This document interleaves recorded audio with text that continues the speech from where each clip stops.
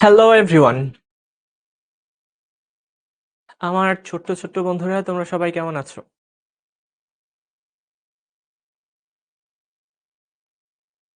হ্যাঁ স্যার এইখানে আজকে 7:30টায় ক্লাসটা শুরু করতে হলো আর কি। তো তোমরা সবাই কেমন আছো? ওয়ালাইকুম আসসালাম। আমি অনেক ভালো আছি, আলহামদুলিল্লাহ। আচ্ছা যাক, তোমরা ভালো আছো দেখে ভাল লাগছে। হ্যাঁ, শুরুতে তোমরা একটু ওয়েট করছো ভাই, আমি তার জন্য আন্তরিকভাবে দুঃখিত। ক্লাসটা 7:30টায় শুরু হওয়ার কথাই ছিল। তো আ যাই হোক, কিছু টেকনিক্যাল ইস্যু তৈরি হয়ে গেছে। তো আমরা শুরু করতে পারি নাকি? আর ১ মিনিট আছে। আমরা একদম 7:30টায় শুরু করব, হ্যাঁ? আমরা একদম 7:30টায় পড়ানো শুরু করব। হ্যাঁ, আর ১ মিনিট আছে, আমরা তার জন্য অপেক্ষা করব। আরো যারা জয়েন করার তারা জয়েন করুক। আর ততক্ষণে আমি একটু তোমাদের হালচাল জেনে নেই। না ভাইয়া, অ্যাকচুয়ালি লেট না। ক্লাসটা 7:30টায় হওয়ার কথা ছিল। হয়তোবা 7টায় আমরা টাইম টেবিলটা এড করতে একটু প্রবলেম হয়ে গেছে মেবি।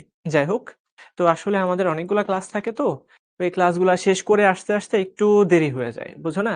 যে ধরো যে একটা ক্লাস একটু বেশি টেনে ফেললাম, ওইটা শেষ করতেই একটু দেরি হয়ে যায়, তাই আমরা এটা 7:30টায় শুরু করার কথা ছিল। হ্যাঁ, একদম 7:30টায়। তোমাদের কোনো প্রবলেম হয় নাই তো, না? হ্যাঁ, ৯টায় ক্লাস আছে। আমি এটা নিয়ে খুবই আ ওয়েল কনসার্নড। আমাদের এই ক্লাসটা শেষ হতে মেক্সিমাম ১ ঘন্টা লাগবে। এই আমরা প্র্যাকটিস করব তো। প্র্যাকটিস ১ ঘন্টা থেকে ১ ঘন্টা ১০ মিনিট। বুঝতে পারছো? তো আশা করা যায় এর মধ্যে। আচ্ছা, তোমরা সবাই নামাজ পড়ে আসছো তো, না? দেখা যায় আমাদের এশার নামাজের টাইম কিন্তু ৭:১৫ তেই ছিল। তোমরা নামাজ পড়ে আশা করি এসে বসছো। আচ্ছা, তাহলে আমরা শুরু করি। হ্যাঁ, এই তো শোভন ভাইয়া এইখানে। আমিই শোভন ভাইয়া আপনাদের। হ্যাঁ, ঠিক আছে। তো আমরা শুরু করলাম। দেখো, সিকিউ সলভিং। আজকে আমরা সিকিউ সলভ করব। প্রথম সিকিউ দেখো, এটা ঢাকা বোর্ড ২০২৩। ঢাকা বোর্ড ২০২৩ এ আসা প্রশ্ন। তো কি আসছে? হুন্ডের নিয়মটি লেখো। প্রথম প্রশ্ন। দ্বিতীয় প্রশ্ন, একটি মাত্র ইলেকট্রন থাকা সত্ত্বেও হাইড্রোজেনের পারমাণবিক বর্ণালীতে অনেকগুলো রেখার সৃষ্টি হয় কেন? খুব সুন্দর প্রশ্ন কিন্তু, তাই না? হ্যাঁ, তোমরা যারা একটু সচেতন তারা কিন্তু আগেভাগে নামাজ পড়ে চলে আসছো। আচ্ছা যাক। তারপর তারপর দেখো, উদ্দীপকের এবি যৌগের দ্রাব্যতা নির্ণয় করো। এবি যৌগের দ্রাব্যতা, এই যে এখানে কি আছে? এবি একটা দ্রবণ আছে, এর দ্রাব্যতা আমরা নির্ণয় করব, ঠিক আছে? তারপর প্রথম এবং দ্বিতীয় পাত্রের মিশ্রিত দ্রবণে কোনো অধক্ষেপ পড়বে কিনা গাণিতিকভাবে বিশ্লেষণ করো। আচ্ছা, একটা বিষয় কি খেয়াল করছো? দেখো, এই চ্যাপ্টার থেকে তোমার যে প্রশ্নই আসুক না কেন, দ্রাব্যতা বা অধক্ষেপ, এই কোশ্চেনটা কিন্তু কমন। দেখো, ঢাকা বোর্ড ২০২৩-এ এই চ্যাপ্টার থেকে যে প্রশ্নটা আসছিল, সেই প্রশ্নে কিন্তু, আচ্ছা, এই ম্যাথ আজকেই করে ফেলছো, তাহলে আমার তোমাদেরকে বোঝানো আরো ইজিয়ার হবে। তো দেখো, এই চ্যাপ্টার থেকে যখন প্রশ্ন আসবে, ভাই একটা ক্যালকুলেটর ইয়ে করেন যদি পসিবল। তো এই চ্যাপ্টার থেকে যদি প্রশ্ন আসে, তাইলে কিন্তু দ্রব্যতার গুণফল এগুলা মিলবেই। আর তোমাদের অনেকের কাছে আশা করি খুব ইজি লাগতেছে বিষয়টা। তো তোমরা যারা ভালো করে পড়ছো, ভালো করে টপিক গুলা বুঝছো, তাদের জন্য তো ইজি লাগবেই। আর যাদের একটু হলেও কঠিন লাগতো, দেখবা যে আজকে বিষয়টা সহজ হয়ে গেছে। তার মানে একদম একটা চ্যাপ্টার পড়া ঝালাপালা হয়ে যাচ্ছে তোমাদের, ঠিক আছে? তাহলে আচ্ছা, সিকিউ তে একদম ৫০-৪৮ পাইছো, মাশাআল্লাহ, অনেক ভালো। তো প্রথম প্রশ্ন হচ্ছে হুন্ডের নিয়মটি লেখো। তোমরা প্রত্যেকে জানো হুন্ডের নিয়ম, আমি জাস্ট মুখে বলবো, ঠিক আছে? আচ্ছা, মুখে আমি বলে দিচ্ছি সেটা কি। যখন আমরা সমশক্তি সম্পন্ন অরবিটাল গুলা নিয়ে কথা বলবো, খুব মনোযোগ দিয়ে কথা শোনো। ৩৪০ জন তোমরা ক্লাসে আছো, আরো বাড়তেছে। তো হুন্ডের নীতিটা কি ছিল? শুরুতেই বলতে হবে কি, সমশক্তি সম্পন্ন। এই ভাইয়েরা মনোযোগ দাও। সমশক্তি সম্পন্ন, সমশক্তি সম্পন্ন অরবিটাল গুলোতে, সমশক্তি সম্পন্ন অরবিটাল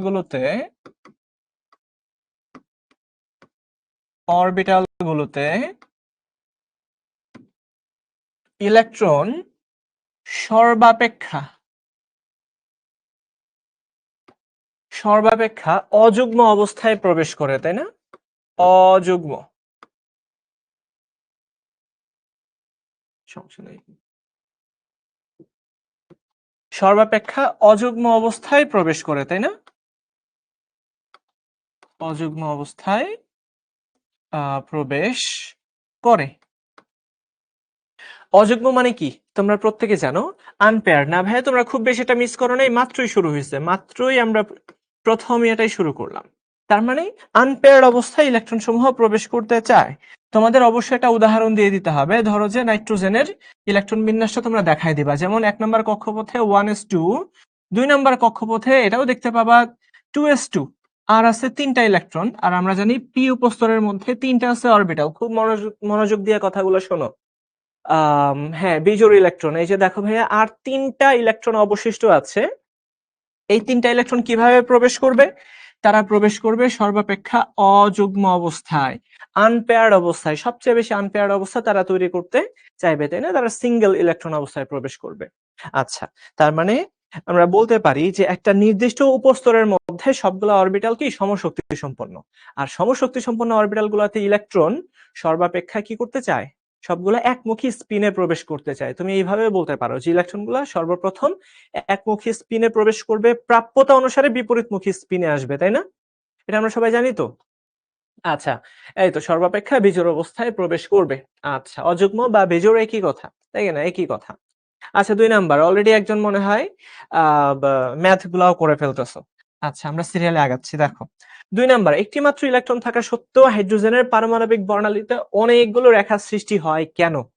আচ্ছা, এটা কিন্তু একটা মজার প্রশ্ন। অনেকগুলো রেখা সৃষ্টি হওয়ার কারণ, কারণ আমরা কিন্তু ক, খ নিয়ে খুব বেশি একটা টাইম দিব না। আমরা গ, ঘ এর উপরে বেশি টাইম দিব। আর ক, খ তোমাদের যেটা করণীয় সেটা হচ্ছে তোমরা বেশি করে রিডিং পড়বা, বুঝছো? তোমাদের কাছে যে সলভ গুলা থাকবে, আমরা কিন্তু বিগত বছরের প্রশ্ন সলভ অ্যাপে দিয়ে দেই, অথবা ওয়েবসাইটেও কিন্তু থাকবে। এই চ্যাপ্টারের যতগুলা বিগত বছরের প্রশ্ন আছে, আমরা যে প্র্যাকটিস বুক দিচ্ছি সেই প্র্যাকটিস বুক থেকে এগুলা খুব বেশি বেশি পড়ে ফেলবা, বুঝছো?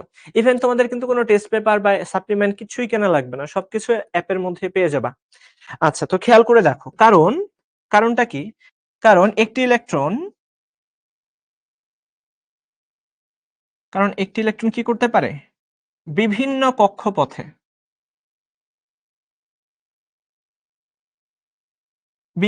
কক্ষপথে গমন এবং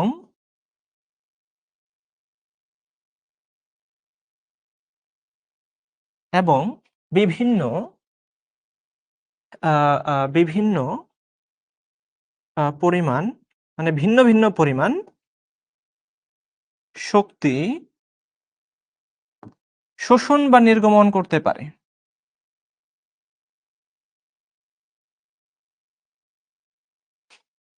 বা নির্গমন করতে পারে। কথাটা বুঝছো কিনা আমাকে বলো। আম, একটা ইলেকট্রন যখন, খুব মনোযোগ দিয়ে দেখো, একটা ইলেকট্রন যখন, ইলেকট্রন একটা, কিন্তু ধরো যে এই 1 নাম্বার কক্ষপথ থেকে, হ্যাঁ, ঠান্ডাটা খুব ভালোই পড়ছে। আম, এই ঠান্ডার সময় দেখা যায় বাইকে চলতে গেলে বা কোনো গাড়িতে উঠতে গেলে, বাসে যে ঠান্ডা বাতাসটা লাগে, এই বাতাস যদি টানা কিছুক্ষণ তোমাদের লাগতে থাকে, ধরো যে 10-12 মিনিটের মতো, তোমার কিন্তু একদম ঠান্ডা লেগে যাবে। সুতরাং একটু সাবধান থাকবা। আমার সেম অবস্থা হয়েছে। ওইদিন বাসে করে যাচ্ছি, আবার অনেক ছিল ধুলাবালি রাতের বেলায়। তো এই যে ঠান্ডা বাতাস এসে লাগতেছিল, খুব বেশি বড় কোনো শীতের কাপড়ও ছিল না। তো এতে ঠান্ডা লেগে গেছে, বুঝছো? তো খেয়াল করো, এই যে একটা ইলেকট্রন ধরো যে 1 নাম্বার থেকে 2 নাম্বারে গেল, তখন যে পরিমাণে শক্তি সে শোষণ করবে, 1 নাম্বার থেকে যদি 3 নাম্বারে যায়, তখন কিন্তু শক্তি শোষণের পরিমাণটা ভিন্ন হবে, তাই না? আমরা জানি লাইম্যান, বামার, প্যাশ্চিন, ব্র্যাকেট, ফুন্ড, হামফ্রিস। তো বিভিন্ন রকমের কি হয়? বিভিন্ন রকমের আমরা এনার্জির পরিবর্তন দেখতে পাই, তাই না? যদি 5 নাম্বার থেকে 1 নাম্বারে আসে বা 4 নাম্বার থেকে 1 নাম্বারে আসে, তখন কিন্তু ভিন্ন ভিন্ন আমরা রেখা দেখতে পাবো, তাই না? এই জিনিসটা তোমরা জানো। আর রেখার সংখ্যা, কতগুলা রেখা পাওয়া যাবে সেই রেখার সংখ্যা কিন্তু আমরা বের করতে পারি। তোমরা জানো রেখার সংখ্যা বের করার যে সূত্র, সেটা হলো n2 - n1। ধরো যে n2 থেকে n1 এ আসলো, into n2 - n1 plus 1 divided by 2। তো এই হচ্ছে সূত্র। যদি তোমার n2 থেকে n1 কক্ষপথে আসে, তাইলে আমরা এত সংখ্যক রেখা দেখতে পাবো। ইলেকট্রন একটা হোক, দুইটা হোক, তিনটা হোক, এটা নিয়ে আমাদের কোনো চিন্তা নাই। বুঝতে পারছো? আচ্ছা, কক্ষপথ কিন্তু আসলে অনেকগুলা হয় ভাইয়া। কক্ষপথ অনেকগুলা হইতে পারে। এটা হচ্ছে কে শেল, কে এল এম, হইতে পারে এন, হইতে পারে ও, হইতে পারে পি, তাই না? অনেকগুলো আছে 1 2 3 4 5 6। আসলে কক্ষপথ সংখ্যা সুনির্দিষ্ট না, এটা তোমাদের বুঝতে হবে। তো আশা করি এটা বুঝতে পারছো, আমি সামনে আগাই। আচ্ছা, এই সূত্রটা একদম নতুন দেখছো? কি বলে, ধরো যে এই হচ্ছে আমাদের n2, আর n2 থেকে n1 এ আসলো। n2 মানে n2 এর ভ্যালু যদি 3 হয় আর n1 এর ভ্যালু যদি তোমার 1 হয়, তাহলে এই ক্ষেত্রে নির্গত রেখার সংখ্যা, যে রেখাটা তৈরি করবে একটা ইলেকট্রন n2 থেকে n1 এ আসলে যে শক্তি বিকিরণ করবে, সেই শক্তি বিকিরণ করতে গেলে দেখা যায় যে অনেকগুলো রেখা তৈরি হয়। তোমরা জিমেন প্রভাব এবং স্টার্ক প্রভাবের নাম তোমরা শুনছো। তো জিমেন প্রভাব এবং স্টার্ক প্রভাবের মাধ্যমে আমরা দেখতে পাই যে যখন কোনো উচ্চতর তড়িৎ ক্ষেত্র বা চৌম্বক ক্ষেত্রের মধ্যে রাখা হয়, তাই না, উচ্চতর তড়িৎ ক্ষেত্র বা চৌম্বক ক্ষেত্রের মধ্যে যদি রাখা হয়, তখন বর্ণালী রেখাগুলো বিশ্লিষ্ট হয়ে যায়। বিশ্লিষ্ট হয়ে কয়টা রেখা পাওয়া যায়? ভাই এতগুলা রেখা পাওয়া যায়। তাহলে আমরা লিখতেই পারবো 3 - 1, এই তো 3 - 1 আর হচ্ছে 3 - 1 + 1 ডিভাইডেড বাই 2। তাহলে দেখো 2 × 3 ডিভাইডেড বাই 2। সুতরাং 3 নাম্বার থেকে যদি 1 নাম্বার কক্ষপথে আসে, তাহলে আমরা 3টা রেখা দেখতে পাবো। অর্থাৎ বিভিন্ন রকমের প্রশ্ন। আচ্ছা হ্যাঁ, শাওন ভাই অবশ্যই এটা পড়ে থাকবেন। এর পরের প্রশ্নটা তোমরা দেখো, উদ্দীপকের এ বি যৌগের দ্রব্যতা নির্ণয় করো। এই প্রত্যেকের খাতা আছে তো সামনে, না? তাহলে আমি ক্যালকুলেটর হাতে নিয়ে দাঁড়াই, মনোযোগ। তোমরা একটু দেখবা ভাইয়া যে জিনিসপাতিগুলো লিখতেছে এগুলো ঠিকঠাক আছে কিনা। আচ্ছা, সে যদি আফরিন অলরেডি লিখে শেষ করে ফেলছে, ঠিক আছে। তো উদ্দীপকের এ বি যৌগের দ্রব্যতা নির্ণয় করো, তাই না? তো এখানে বলে দিছে এ বি এর দ্রব্যতা বের করার জন্য তোমার ঘনমাত্রা লাগবে অথবা কিএসপি লাগবে। তো এ বি এর একটা দ্রবণ দেওয়া আছে, যেটা কিনা 25°C তাপমাত্রায় 60 ml 0.4 মোলার। তো এখানে কিছু একটা মিসিং আছে, এখানে ভাইয়া কিছু একটা মিসিং আছে, তাই না? সেটা হচ্ছে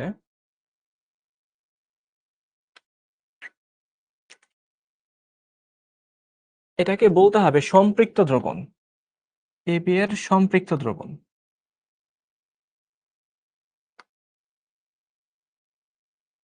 বুঝতে পারছো? হ্যাঁ, এই এবি এর একটা সম্পৃক্ত দ্রবণ এটা।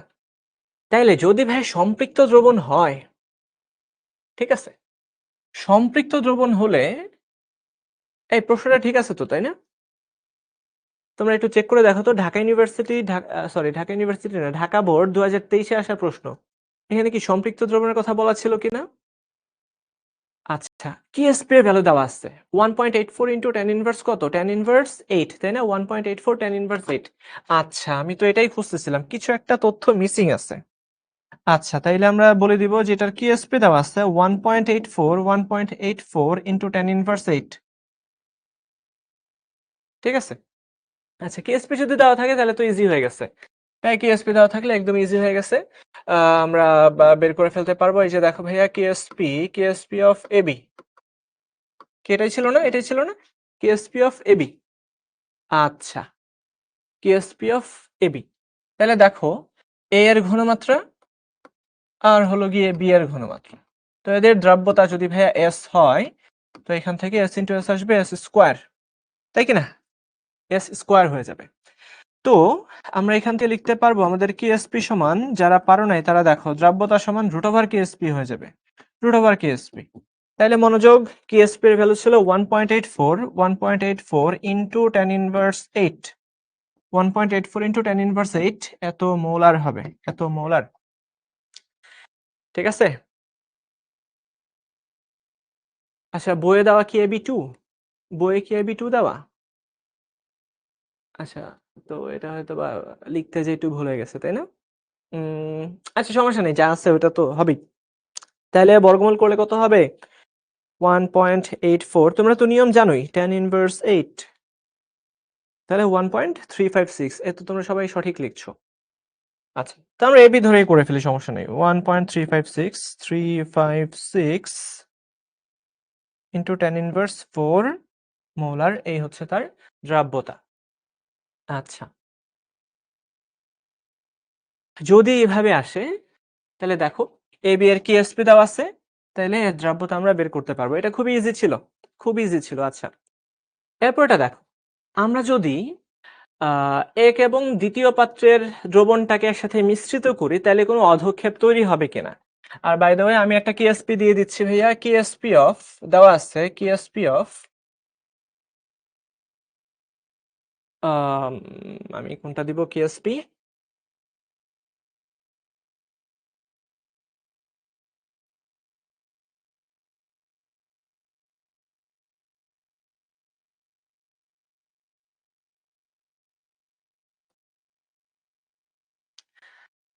আচ্ছা, এটাই থাকুক, এটাই থাকুক। তো আম, এই কোশ্চেনটা একটু গোছামেল হয়ে গেছে। এবি এবি এর কেএসপি দেওয়া আছে না? 60 ml 0.4 তো কোনো কাজে লাগে না, অ্যাকচুয়ালি কোনো কাজে লাগে না। আচ্ছা, উত্তরটা আরেকবার দেখাবো।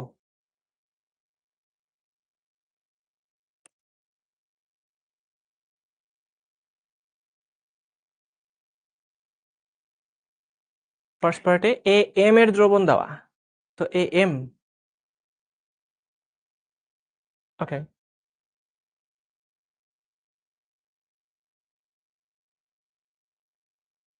হইলো। আচ্ছা, তো আমরা এটার ইয়ে ধরে নিচ্ছি, এটা দিয়ে দিচ্ছি আর কি ভ্যালু। এটাকে আমরা ধরো যে এম বললাম, এটাকে একটু চেঞ্জ করে দিলাম। তোমাদেরকে আমি একটা ম্যাথ বানিয়ে দিচ্ছি। অলরেডি কিন্তু আমরা ক্লাসে করাইছি অনেকগুলো ম্যাথ, তাই না? অলরেডি কিন্তু অনেকগুলো আমি করাইছি। ধরো যে প্রথমটা দেওয়া আছে এ ওয়াই, জাস্ট আমরা ধরে নিচ্ছি প্রথমটা কি এ ওয়াই, প্রথমটা হচ্ছে এ ওয়াই। আচ্ছা, তাইলে তাইলে খেয়াল করে দেখো, যদি এবি এর কেএসপি দেওয়া থাকে তোমার 5 ইন্টু 10⁻⁴, এটা দেওয়া আছে। ভাইরা মনোযোগ দাও। যাই হোক, সমস্যা নেই, আমি ঠিক করে দিচ্ছি, ঠিক আছে। AB2 দেওয়া থাকুক, AB3 দেওয়া থাকুক, যাই হোক, আমরা ধরে নিচ্ছি যেটা হচ্ছে একটা AY দ্রবণ, এটা হচ্ছে XB দ্রবণ। তাইলে AB এর কেএসপি দেওয়া থাকলে কোনো অধঃক্ষেপ পড়বে কিনা এটা একটু ঝটপট করে ফেলো, এটা করে ফেলো, এটা করে ফেলো। আচ্ছা, তাহলে আমাদের কি বের করতে হবে? মিশ্রিত দ্রবণে, মিশ্রণে।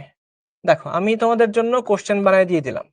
মিশ্রণে, মিশ্রণে তোমার শুরুতে A এর ঘনমাত্রা বের করতে হবে, তারপরে B এর ঘনমাত্রা বের করতে হবে, তাই কি না?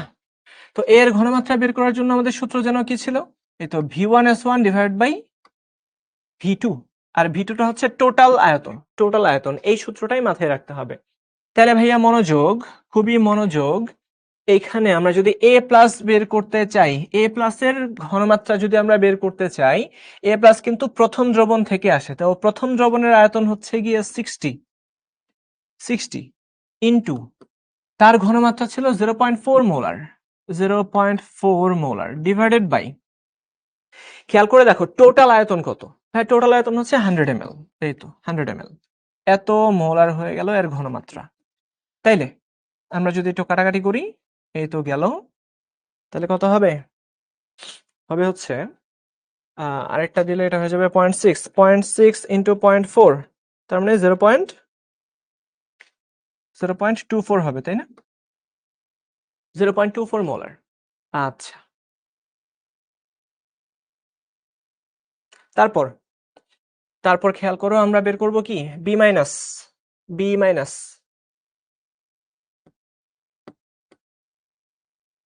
বি মাইনাস যদি বের করতে চাই, এটা কোত্থেকে আসবে? এখান থেকে আসবে। আজকে আমরা 7টা এমসিকিউ, 7টা সিকিউ সলভ করাবো, অনেকগুলা থাকবে, অনেকগুলা। আচ্ছা, ক্যালকুলেটর ব্যবহার করবে তোমরা যেটা পারো, যেটার মধ্যে তোমার এই যে ভগ্নাংশ ব্যবহার করা যায়, বুঝছো, ভগ্নাংশ ব্যবহার করা যায় ওরকম ক্যালকুলেটর ব্যবহার করবা। এতে করে আর এত ব্রেকেট দেওয়ার কোনো ঝামেলা থাকে না। ইএস ক্যালকুলেটর গুলো এর জন্য ভালো। তো আমরা যদি এটা ব্যবহার করি, বি মাইনাস আনতে চাই, তাহলে এটা হবে 40 ইন্টু 0.4 ডিভাইডেড বাই কত, 100, তাহলে এটা কত হয়ে যাবে? 0.16 মোলার, তাই কিনা? 0.16 হয় কিনা দেখো ভাইরা, 0.16 হয় কিনা দেখো। হ্যাঁ, হয়ে গেছে। তাহলে আমাদের কাজ হবে কি, কেআইপি বের করা, কেআইপি অফ এবি। যার কেএসপি দেওয়া থাকবে আমাদের তারই কেআইপি বের করতে হবে। তো কেআইপি আমরা বের করে ফেলি। দেখো, এ প্লাস আর হচ্ছে বি মাইনাস, কেআইপি কত? এ প্লাস বি মাইনাস, তো এই দুটা কি গুণ করলে 0.16 ইন্টু 0.24 ইন্টু পয়েন্ট হচ্ছে 24, এটা কত হয়ে যাবে? 0.0348, 0.0348 84 তার মানে এটা দেখাই যাচ্ছে, এটা কিন্তু দেখাই যাচ্ছে যে গ্রেটার দেন কেএসপি। যদি গ্রেটার দেন কেএসপি হয় তাহলে আমাদের অধক্ষেপ বা প্রেসিপিটেশন পড়বে, পিপিটি পড়বে। লিখে দাও ভাইয়েরা, অধক্ষেপ পড়বে। ঠিক আছে, এই আমরা কিন্তু কোশ্চেনটা চেঞ্জ করে দিছি। হ্যাঁ, অধক্ষেপ পড়বে। তো এরকম আমরা আরো অনেকগুলা কোশ্চেন সলভ করব। হ্যাঁ, তো একটু ঝটপট করে লিখে নাও, লিখে নিলেই আই হোপ তোমাদের জন্য প্র্যাকটিস হবে আর একটু। অধক্ষেপ পড়বে, হ্যাঁ অধক্ষেপ পড়বে। আচ্ছা, এইটা দেখো, এইটা আমার কাছে বেশ ভালো লাগছিল। এটা ময়মনসিংহ বোর্ড 2023-এ আসা প্রশ্ন। খেয়াল করো ভাইয়া, কপার সালফেট 5 অনু পানি, 25 ডিগ্রি সেলসিয়াস তাপমাত্রায় 15 ml 0.1 মোলার ক্যালসিয়াম ক্লোরাইড দ্রবণে 20 ml 0.01 মোলার পটাশিয়াম, এটাকে আমরা বলি ক্রোমেট, পটাশিয়াম ক্রোমেট। না, লিটারে নেওয়া লাগে না, লিটার আর মিলিলিটার তো কাটাকাটি যায়। তুমি যদি উপরে মিলিলিটার রাখো, নিচেও মিলিলিটার রাখো, কাটাকাটি যাবে, ওটা নিয়ে কোনো টেনশন নেই আমাদের। আচ্ছা, দ্রবণ যোগ করা হলো। তোমার ক্যালসিয়াম ক্রোমেটের কেএসপি দেওয়া আছে, ক্যালসিয়াম ক্রোমেটের কি দেওয়া আছে, কেএসপি দেওয়া আছে।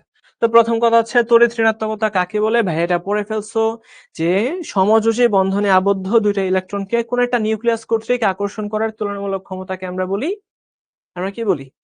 আমরা বলি হচ্ছে তোমার তড়িৎ ঋণাত্মকতা। হ্যাঁ, কেআইপি এর মানটা কেএসপি থেকে বেশি হলেই অধক্ষেপ পড়বে। NCl5 গঠিত হয় না কেন, ব্যাখ্যা করো। আচ্ছা, এটা দেখি তো তোমাদের কতটুকু আইডিয়া আছে এই প্রশ্নটা নিয়ে। NCl5 কেন গঠিত হয় না, এই প্রশ্নটা দেখি তোমাদের আইডিয়া কতটুকু, আমি একটু চেক করে দেখি।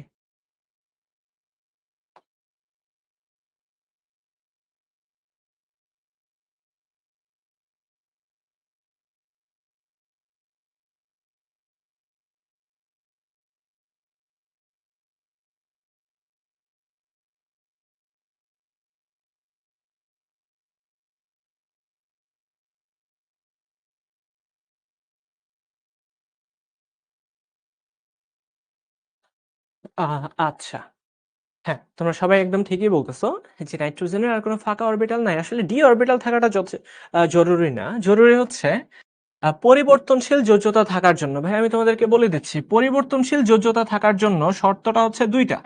এক হচ্ছে পরিবর্তনশীল যোজ্যতা থাকার শর্ত দুইটা, একটু লিখে রাখো। পরিবর্তনশীল যোজনী থাকার শর্ত দুটি, লিখো। পরিবর্তনশীল যোজনী থাকার শর্ত দুটি।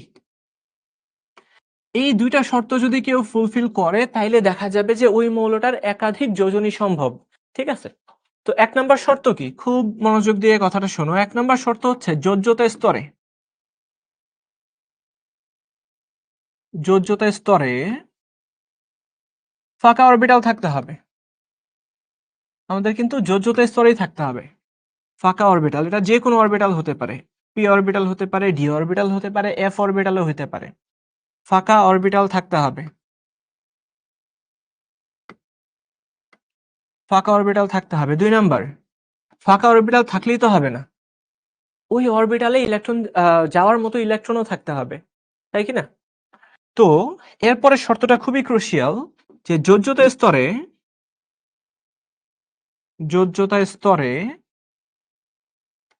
লোন পেয়ার ইলেকট্রন থাকতে হবে, লোন পেয়ার থাকতে হবে, লোন পেয়ার থাকতে হবে, লোন পেয়ার থাকতে হবে। খেয়াল করে দেখবা যে নাইট্রোজেনের কিন্তু লোন পেয়ার আছে, কিন্তু এই ফাঁকা অরবিটালটাই নাই। তো ফাঁকা অরবিটাল যদি না থাকে, পেয়ার ভেঙে কিন্তু সেই অরবিটাল আর জায়গা করে নিতে পারবে না। হ্যাঁ শাফিন মল্লিক ঠিক আছে, নাইট্রোজেনের যোজ্যতা স্তরে 3টে বেশি ইলেকট্রন থাকায় এটা কিন্তু আর নতুন করে ইয়ে করতে পারবে না।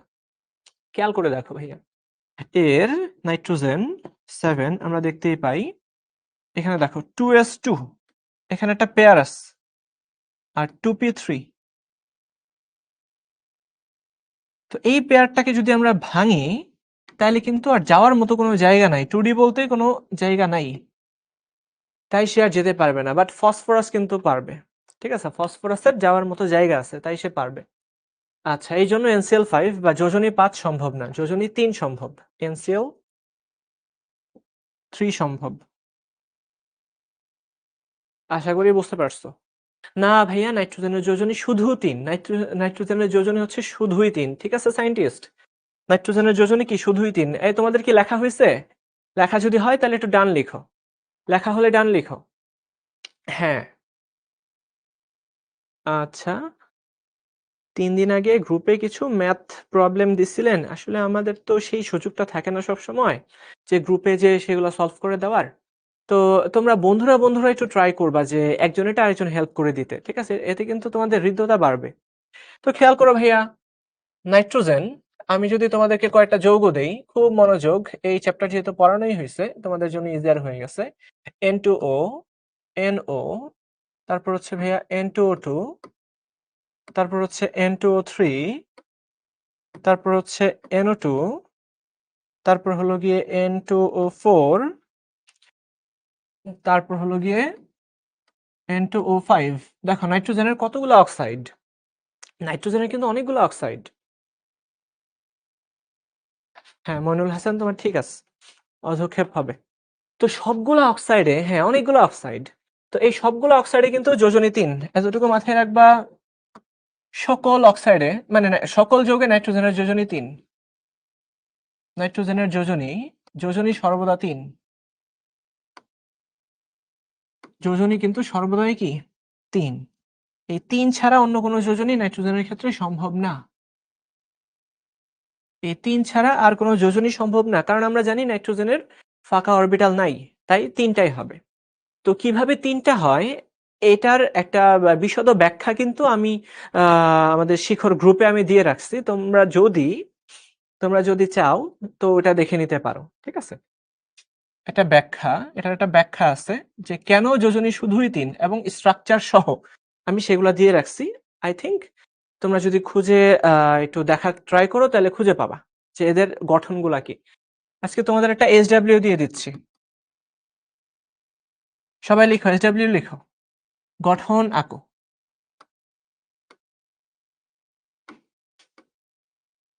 সবগুলো অক্সাইডের।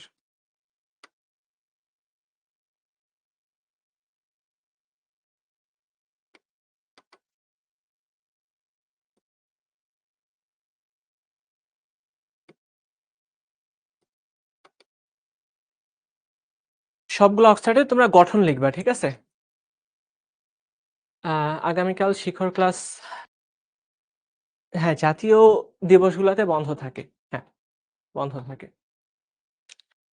আচ্ছা, তো তোমরা কি করবা, এই গঠনগুলো আঁকবা, ঠিক আছে? আচ্ছা, আমি লিঙ্কটা দিব না, কোনো সমস্যা নাই। আমি তোমাদের গ্রুপে ওটা ইয়ে করে দিব, তোমাদের গ্রুপে আমি এটা শেয়ার করে দিব। আচ্ছা, তো আজকে আমরা যেহেতু প্রশ্ন সলভ করতেছি, আমরা সেই দিকেই আগাই। এই SW কি বুঝতে পারছো? এই সবগুলা যৌগের স্ট্রাকচার বা গঠন তোমাদের রাখতে হবে। আচ্ছা, তারপর দেখো, 1 নং উদ্দীপকের ধাতব আয়নের শনাক্তকরণ পরীক্ষা সংশ্লিষ্ট সমীকরণ সহ বর্ণনা করো। এই তো কপার সালফেট 5 অণু পানি। কপার সালফেটের আমরা যে ধাতব আয়নটা দেখতেছি, এই ধাতব আয়নের এই কপার 2+ শনাক্তকরণ, তাহলে লিখো দেখি কপার 2+ শনাক্তকরণ। সবাইকে লিখতে হবে এটা, কপার 2+ শনাক্তকরণ। যত বেশি লিখবা পরীক্ষার হলে তোমার জন্য তত ইজিয়ার হবে। তো দেখো, প্রথমে আমরা কি করব, কপার 2+ শনাক্তকরণ করার জন্য এই যৌগে খেয়াল করে দেখবা, এই সালফেট আছে, তো আমরা লিখে দিচ্ছি কপার সালফেট। এর সাথে আমরা অ্যাড করব অ্যামোনিয়াম হাইড্রোক্সাইডকে। লিখতেছো? সবাই লিখো। হ্যাঁ, শুরুতে আমরা অ্যামোনিয়াম হাইড্রোক্সাইড দিয়ে সলভ করব। এটা হয়ে যাবে কি, copper sulphate into copper hydroxide. এটা কি হালকা নীল। এই যৌগটার নাম কি? এই যৌগটার নাম হলো ক্ষারকীয় কপার সালফেট। লিখে ফেলো, কপার ক্ষারকীয় কপার সালফেট, ক্ষারকীয় কপার সালফেট এটা। বুঝা গেল? এটাকে আমরা বলি অ্যালকালাইন কপার সালফেট। আচ্ছা হ্যাঁ, হানি।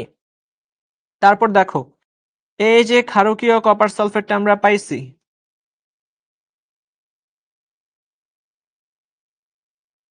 এর মধ্যে আমরা এবার অতিরিক্ত পরিমাণে একটু বেশি, তোমাদেরকে আমরা এটা হাতে কলমে করে দেখাইছি, তাই না? অতিরিক্ত পরিমাণে অ্যামোনিয়াম হাইড্রোক্সাইড অ্যাড করব। অতিরিক্ত পরিমাণে যখন অ্যামোনিয়াম হাইড্রোক্সাইড অ্যাড করব, তখন তোমরা দেখতে পাইছো সেখানে কি যেন তৈরি হয়? আমি কিন্তু লিখেও দেখাইছিলাম, টেট্রাঅ্যামিন কপার 2, আর এই যে এই ক্ষেত্রে সালফেট তৈরি হবে। আচ্ছা, যে যৌগটা তৈরি হয়েছে সেই যৌগের নাম কি? ভাইয়া বলো, যে যৌগটা তৈরি হয়েছে সেই যৌগের নাম কি? হ্যাঁ, নামগুলা মুখস্থ করলে ভালো। নামগুলা মুখস্থ করলে ভালো। তুমি যত বেশি পরিমাণে মুখস্থ করবা, তত কিন্তু তোমার নলেজ লেভেলটা বাড়বে। এতটুকু বুঝতে হবে। আচ্ছা, বিক্রিয়াগুলো সাজিয়ে লিখতে পারো না। তো লিখতে হবে তো ভাই, আমি 100% শিওর যে তুমি লিখোই না। যদি লিখতা তাইলে কিন্তু আর এরকম সমস্যা হইতো না। আচ্ছা, তো কেউ কি জানো যৌগটার নাম কি, যে যৌগটা তৈরি হয়েছে? হ্যাঁ, টেট্রামিন কপার সালফেট, ইয়েস। বাট এটার কিন্তু আরেকটা নাম আছে। এটার আরেকটা কমন নেম আছে। সেই কমন নেমটা হচ্ছে সোয়েটজার বিকারক। দেখো কত কিছু তোমরা শিখবা। সোয়েটজার বিকারক, সোয়েটজার বিকারক। এই সোয়েটজার বিকারকটাই হচ্ছে আমাদের গানি, তাই না? গাঢ় নীল, গাঢ় নীল। তো গাঢ় নীল বর্ণের অধক্ষেপ যখন তৈরি হবে, তখন আমরা বুঝতে পারবো যে এই জায়গায় কপার ছিল। ভাই এটার নাম হচ্ছে সোয়েটজার বিকারক, সোয়েটজার বিকারক। আচ্ছা, ঠিক আছে। হ্যাঁ, ক্লাসে আমি বলছিলাম নামটা। তাহলে আমরা এই যে তোমার কপার সালফেটকে অ্যামোনিয়াম হাইড্রোক্সাইড দ্বারা ইয়ে করলাম। আরেকটা পদ্ধতি হইতে পারে, সেটা হচ্ছে তোমার এই K4 FeCN6 দ্বারা। এগুলো বেশ এটার সাথে যখন কপার 2+ আসবে, তখন দুইটা কপার 2+ কে লাগবে, Cu2। দেখো এটা বুঝো কিনা? Cu2 কেন আসবে? কারণ এটার চার্জ হচ্ছে 4- আর কপারের চার্জ হচ্ছে +2। তো 4- কে তোমার নিউট্রালাইজ করার জন্য দুইটা +2 লাগবে, এই জন্যই কপার 2 FeCN6। এটাই হচ্ছে তোমার লালচে বাদামি।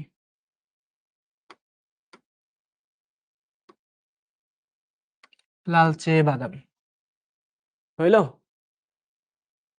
হ্যাঁ, প্রথম বিক্রিয়াটার হালকা নীল বর্ণের অধক্ষেপ তৈরি হবে, আর এটা। আচ্ছা, এই হচ্ছে তোমার বিকল্প পদ্ধতি কপার 2+ শনাক্তকরণের। আমরা K4 FeCN6 ও ব্যবহার করতে পারি। লালচে বাদামি বর্ণের অধক্ষেপ হবে, এবং এটাও মনে হয় আমি করে দেখাইছিলাম লালচে বাদামি যে পরে, তোমরা যারা ওইদিন ক্লাসে ছিলা তারা হয়তোবা দেখছো এটা নিয়ে।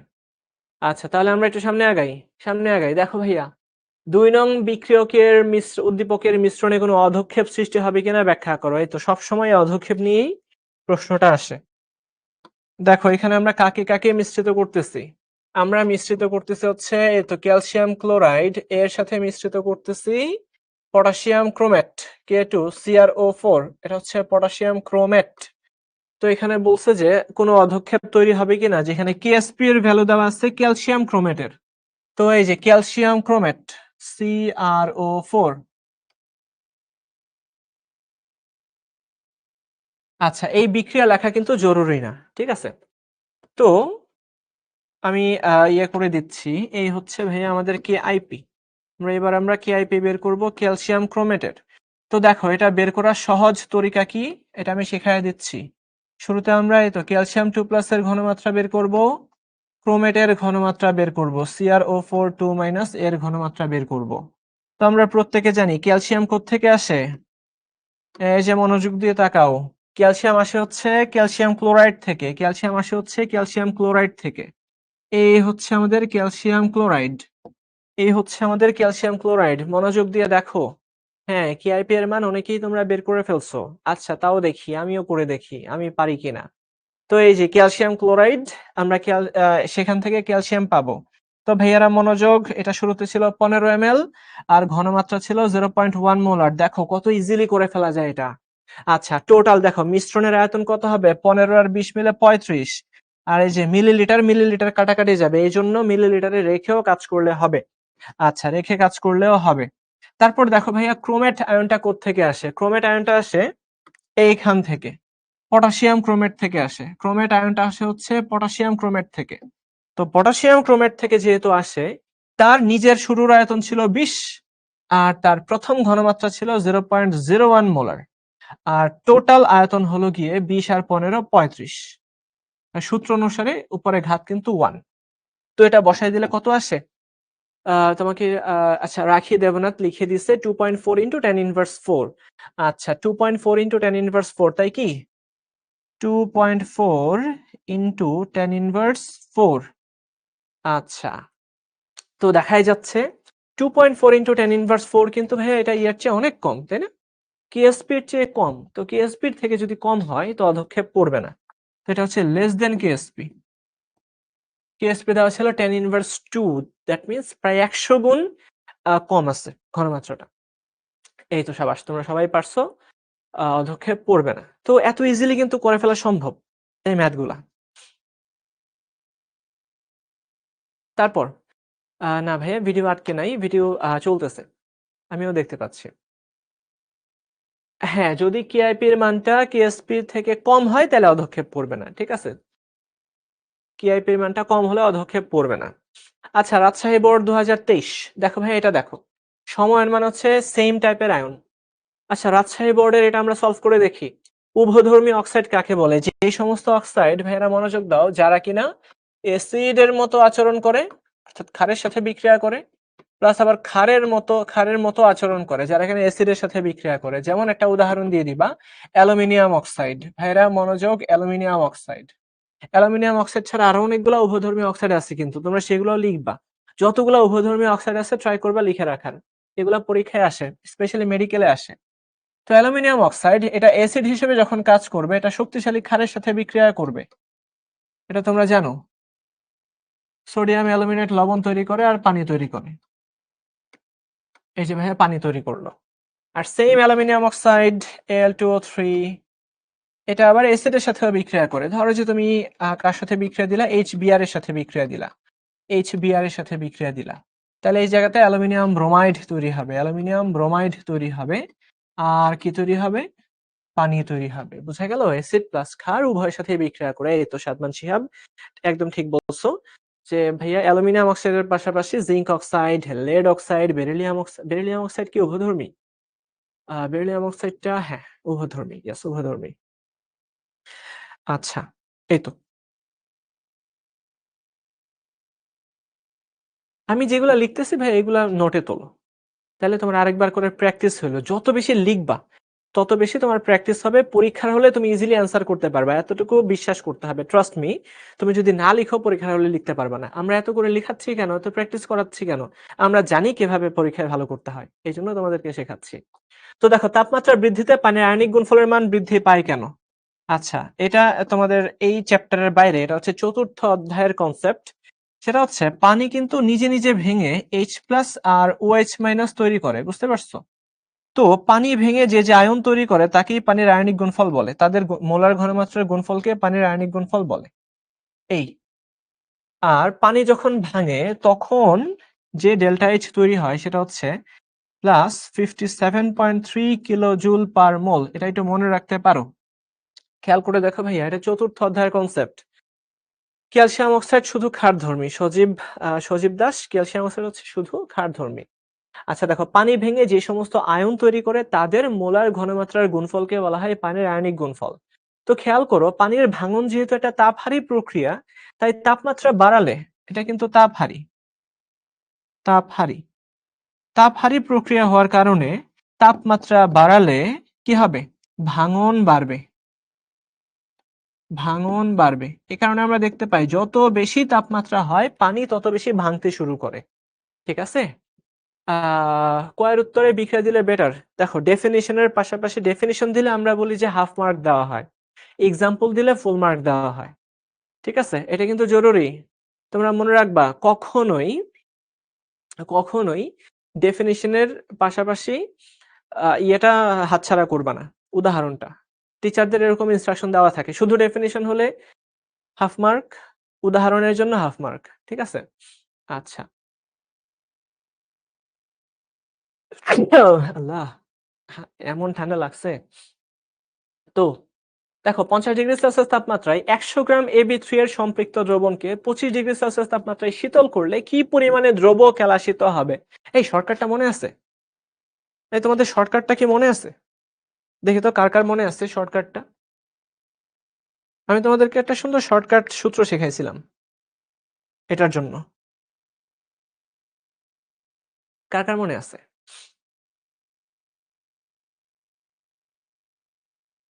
ঠান্ডার জন্য ওষুধ খাইতে হয় না, বোকা। এটা অটোমেটিক সেরে যায়। একটু গরম পানি বা চা-টা খাইলেই চলে আস্তে ধীরে। তুমি ওষুধ খাইলেও ৩ দিনে ঠিক হবে, ওষুধ না খাইলেও ৩ দিনেই ঠিক হবে। ঠিক আছে? আচ্ছা, কতটুকু অধঃক্ষিপ্ত হবে? অধঃক্ষেপের পরিমাণ ডেল্টা x সমান হচ্ছে, মনে করায় দেই, S1 - S2 divide by 100 plus S1 into W into হচ্ছে W, যেখানে S1 হচ্ছে ইনিশিয়াল টেম্পারেচার, তাই না? S1 হচ্ছে ইনিশিয়াল টেম্পারেচার। তো ইনিশিয়াল টেম্পারেচার এখানে কত বলে দেওয়া আছে? ৫০ ডিগ্রি। ৫০ থেকে তুমি ২৫ ডিগ্রিতে নিচ্ছ। সুতরাং S1 হচ্ছে ৫০ ডিগ্রিতে দ্রাব্যতা আর S2 হচ্ছে ২৫ ডিগ্রিতে দ্রাব্যতা। তারপর divide by 100 plus S1 into W। তো খেয়াল করে দেখো, এখানে ১০০ গ্রাম দেওয়া আছে, তো W এর ভ্যালুটা দেওয়া আছে। W এর ভ্যালুটা দেওয়া আছে। তাহলে কতটুকু অধঃক্ষিপ্ত হবে এই সূত্র দিয়ে তোমরা বের করে ফেলতে পারো। এই সূত্র দিয়ে আমি বের করে দিচ্ছি। এটা সিকিউতে অ্যাপ্লাই না করলেই ভালো। এটা এমসিকিউ এর জন্য তোমরা অ্যাপ্লাই করবে, আর অ্যাডমিশনে গেলে অ্যাপ্লাই করতে পারো। আচ্ছা, ৫০ ডিগ্রিতে ছিল 60 minus 40 divided by 100 plus 60 into, শুরুতে দেখো ভাইয়ারা এটা ছিল ১০০ গ্রামের, ১০০ গ্রামের ছিল, ১০০ গ্রামের ছিল। ঠিক আছে? কত আসে? হ্যাঁ, শর্টকাট মিলে গেলে বা কি বলে? শর্টকাট ব্যবহার করলে উত্তর 100% মিলবে। এটা অ্যাকচুয়ালি শর্টকাট না। আমরা যে ম্যাথ গুলা করি না, সেই ম্যাথ গুলারই একটা সংক্ষিপ্ত ভার্সন হচ্ছে এটা। আমরা যেইভাবে করি ওইটাই। ইনটু 100, তো এই তো 12.5 আসে। এত গ্রাম অধঃক্ষিপ্ত হবে। তাই আমি এটা সলভ করে দেখায় দিচ্ছি কিভাবে সলভ করতে হবে। ভাইয়ারা আমি সলভ করে দেখায় দিচ্ছি। ৫০ ডিগ্রিতে এটার সম্পৃক্ত দ্রবণটা হচ্ছে তোমার ১০০ গ্রামের দেওয়া ছিল। তো এবার আমরা দেখতে পাই ৫০ ডিগ্রিতে দ্রাব্যতা, লিখো ভাইয়া ৫০ ডিগ্রি সেলসিয়াস তাপমাত্রায় দ্রাব্যতা S1 সমান কত দেওয়া আছে? 60। তো এটা তোমরা জানো 60 গ্রাম পার 100 গ্রাম পানি, তাই না? এর এককটা কিন্তু এটাই। ১০০ গ্রাম পানিতে ৬০ গ্রাম দ্রব্য দ্রবীভূত থাকবে। এটা তোমরা জানো। তাইলে দ্রবণের ভর কত হবে? দ্রবণের ভর সমান ১০০ গ্রাম হলো পানি আর দ্রবের ভর হচ্ছে 60 সম্পৃক্ত অবস্থায়। এত গ্রাম। তাহলে দেখো ১৬০ গ্রাম। তাই তোমরা কি মিলটা খুঁজে পাইছো? এই যে 100 প্লাস S1, তো এই কাজটা আমরা করলাম। 100 প্লাস S1, ১০০ সাথে S1 কে কি করতে হবে? যোগ করতে হবে। তো এবার খেয়াল করে দেখো, এই 60 ডিগ্রি থেকে 40 ডিগ্রিতে আসে। তার মানে আমরা যদি তাপমাত্রাকে কমাই তাহলে কিন্তু তার ২০ গ্রাম অধঃক্ষিপ্ত হবে। খুব মনোযোগ, খুবই মনোযোগ, যে ১৬০ গ্রামকে ১৬০ গ্রাম সম্পৃক্ত দ্রবণকে শীতল করলে, তোমরা যখন ঐকিক নিয়মে করবা এরকম হবে। সম্পৃক্ত দ্রবণকে শীতল করলে, দেখো কত গ্রাম অধঃক্ষিপ্ত হয়। ভাইরা মনোযোগ, কত গ্রাম অধঃক্ষিপ্ত হয়? অধঃক্ষিপ্ত হয় হচ্ছে তোমার এই 60 মাইনাস 40, 60 মাইনাস 40 গ্রাম, 60 মাইনাস 40 গ্রাম। তাহলে দেখো তো আমরা উপরের কাজটাও করে ফেললাম। খুব মনোযোগ, উপরের কাজটাও কিন্তু করে ফেললাম। S1 মাইনাস S2 মিলতেছে সবকিছু? তাইলে 1 গ্রামকে সম্পৃক্ত করলে 1 গ্রাম সম্পৃক্ত দ্রবণকে শীতল করলে 60 minus 40 divided by 100 plus 60 গ্রাম অধক্ষিপ্ত হবে। আর প্রশ্ন অনুসারে 100 গ্রামকে যদি আমরা শীতল করি 100 গ্রাম সম্পৃক্ত দ্রবণকে শীতল করলে 60 minus 40 divided by 100 plus 60 into 100 দেখো হইল কিনা এত গ্রাম অধক্ষিপ্ত হবে এত গ্রাম অধক্ষিপ্ত হবে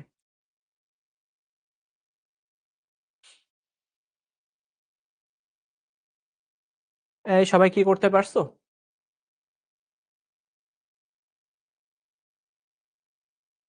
পার 100 না লিখলেও কোনো সমস্যা নেই পার 100 না লিখলেও কোনো সমস্যা নেই ঠিক আছে শাহিদুর রহমান হ্যাঁ শাহিদুর রহমান কোনো রিপ্লাই পান নাই আজকে আপনি রিপ্লাই পেয়ে গেলেন বইয়ে অনেক বড় করে দেওয়া আছে তাই না বইও ঠিক আছে কোনো সমস্যা নাই কিন্তু হয়তো বা তোমার বুঝতে প্রবলেম হয়েছে ভাইয়া বইও যে নিয়মটা করা আছে আমি জানি ওই নিয়মে আমিও শুরুতে করতাম কিন্তু আমার মনে হলো ভাইয়া এত কষ্ট করে কেন করতে যাব লিঙ্কন স্যারের বই স্পেশালি ওই বড় নিয়মে করে দেওয়া আছে তো কি দরকার আমরা এই এত সহজ সুন্দর নিয়মে করে ফেলতে পারি হ্যাঁ বই অন্যভাবে করা লিঙ্কন স্যারের বইটা যাদের আছে তারা দেখবা যে ওটা একটু বড় করে দেওয়া আছে তো আমি শুরুতে ওইভাবেই করছিলাম তো এটা কোনো প্যারা নাই এবার আমরা চলে আসি এখানে তো যারা বুঝো নাই তাদের জন্য বলে দিচ্ছি ইনিশিয়াল টেম্পারেচারে কত দ্রব্যতা আছে দেখবা 60 দেওয়া আছে তো 100 গ্রামের মধ্যে 60 গ্রাম দ্রবীভূত হয়ে সম্পৃক্ত বানাইছিল ঠিক আছে তো 160 গ্রামকে আমরা যদি ইয়ে করি ঠান্ডা করি তো দেখো 50-এ ছিল দ্রব্যতা 60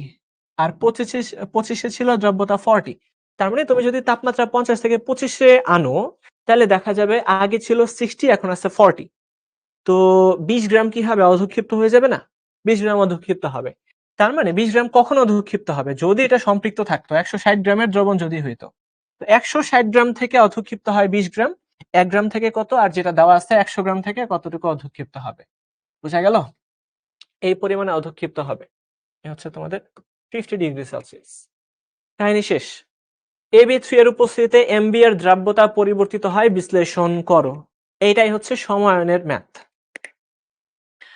আমি একই রকম ম্যাথ কোথায় পাবো এই তো আমাদের ইয়েতে পাবা তোমরা ক্লাস শেষে একটু অ্যাপে ঢোকো ভাইয়া অ্যাপটাতে ঢুকে কি করবা অ্যাপে ঢুকে তোমরা একটু সার্চ করো যে কোথায় কি আছে এখানে সবকিছু আছে মানে তোমার পড়াশোনার যা লাগবে ভাই সবকিছু অ্যাপেই আছে তো তুমি যদি প্র্যাকটিস করতে চাও অ্যাপে ঢুকো অ্যাপে ঢুকে আমাদের প্র্যাকটিস বুক আছে ওইখানে দেখো আচ্ছা এটা কি আমি SW দিব নাকি করে দিব সলভ করে দিব তোমরা যদি বলো সলভ করে দিতে আমি করে দিব কোনো সমস্যা নেই I am at your service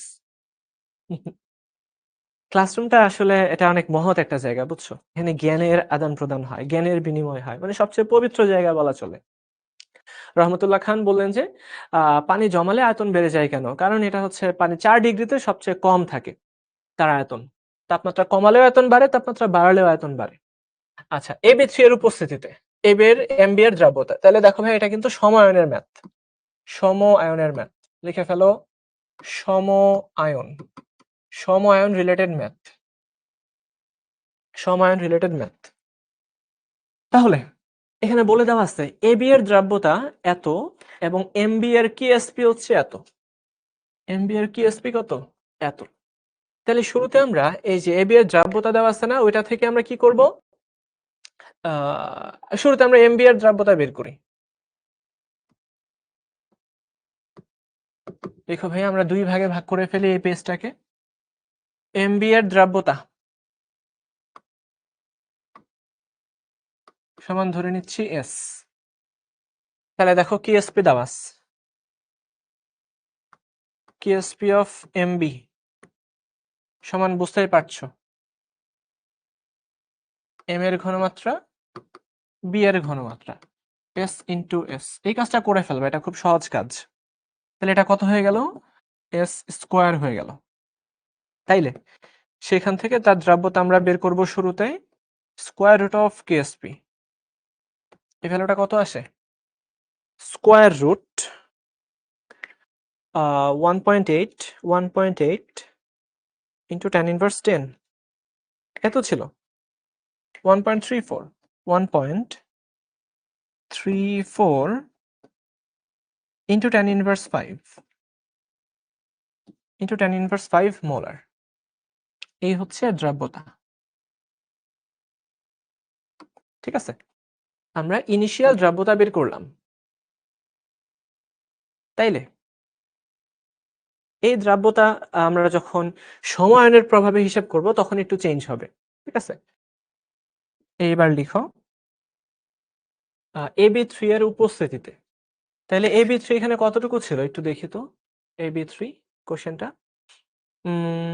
AB3 আচ্ছা, AB3 এর দ্রাব্যতা দেওয়া আছে। ঠিক আছে, সমস্যা নেই, সেখান থেকে আমরা এর ঘনমাত্রা বের করে ফেলবো, কোনো সমস্যা নেই। তাইলে AB3 এর দ্রাব্যতা আমরা কোনটা ধরবো? টেম্পারেচার তো একটাও বলা নাই, 25 ডিগ্রিটাই আমরা ধরে নিচ্ছি। 25 ডিগ্রি, খেয়াল করো 25 ডিগ্রিতে AB3 এর দ্রাব্যতা।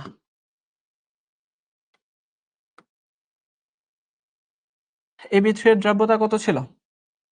AB3 এর দ্রাব্যতা ছিল হচ্ছে 40 গ্রাম পার 100 গ্রাম, তাই না?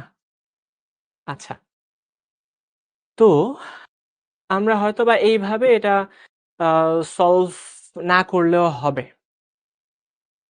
হাজারি স্যারের বইয়ে অনেক কঠিন নিয়মে করা আছে, কোনো সমস্যা নেই, আমরা ইজিলি করে দিচ্ছি। ভাইয়া এইভাবে না করলেও হবে, কারণটা কি আমি বলি, এই জায়গাতে আমাদের কোনো ডেটা দেওয়া নাই। খুব মনোযোগ দিয়ে কথাটা শোনো, এইখানে দেখো আমরা কিন্তু এখান থেকে আর কোনো ইয়ে করতে পারবো না, মানে এটা যে গ্রাম দেওয়া আছে গ্রাম থেকে কিন্তু আমরা আর মোলারে নিতে পারবো না। কারণ কি, আণবিক ভর দেওয়া নাই। AB3 এর আণবিক ভর কি দেওয়া আছে? দেওয়া নাই। সুতরাং আমরা যেটা করতে পারবো না সেটা হচ্ছে AB3 এর ঘনমাত্রাটা আমরা আর খুঁজে বের করতে পারবো না। আমি আবারও কথাটা বলি, দেখো যদি পর্যাপ্ত তথ্য দেওয়া থাকতো সেখান থেকে আমরা এই AB3 কতটুকু ছিল তার ঘনমাত্রা আমরা শুরুতে বের করতে পারতাম, তাই কিনা? সেখান থেকে আমরা সমায়ন প্রভাবকে কাজে লাগিয়ে এর দ্রাব্যতা কতটুকু হ্রাস পায় সেটা আমরা খুঁজে বের করতে পারতাম। না ভাইয়া ধরে নিলে হবে না, AB3 তো আমরা জানিই না, কত ধরে নিব? ধরে নিলে হবে না। তো এইভাবে আমরা আর করব না, এইভাবে আমরা আর করব না। তো এইভাবে যদি না করি তো কিভাবে করব? তো প্রশ্ন হচ্ছে এইভাবে করব। MB, খুব মনোযোগ, জাস্ট তোমাকে বেসিকে চলে যেতে হবে, বেসিক আলোচনাটা করতে হবে। MB সমান দেখো M প্লাস আর কি B মাইনাস। তাইলে MB এর QSP সমান কি হবে? এটা হবে B মাইনাস। এইবার তুমি চিন্তা করে দেখো, যদি AB3 আমরা একসাথে অ্যাড করি, AB3, এই AB3 এর প্রভাবে কি হবে, এইখানে তোমার A3 প্লাস তৈরি হবে আর 3টা B মাইনাস তৈরি হবে। তো তুমি যখন এক্সট্রা করে সমায়ন অ্যাড করবা, সমায়নের প্রভাবে কি হবে? এবার তোমার কাজ হচ্ছে একটু বাংলা কথা লেখা।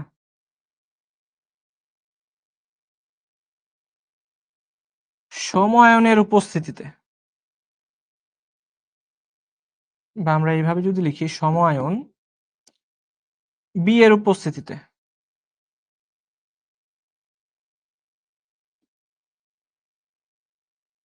দেখো পরীক্ষায় কিভাবে অ্যান্সার করবা লিখে দিচ্ছি।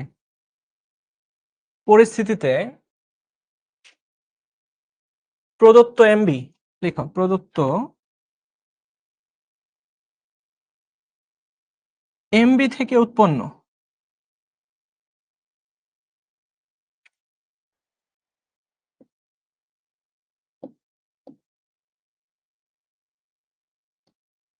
B মাইনাসের ঘনমাত্রা বেড়ে যাবে।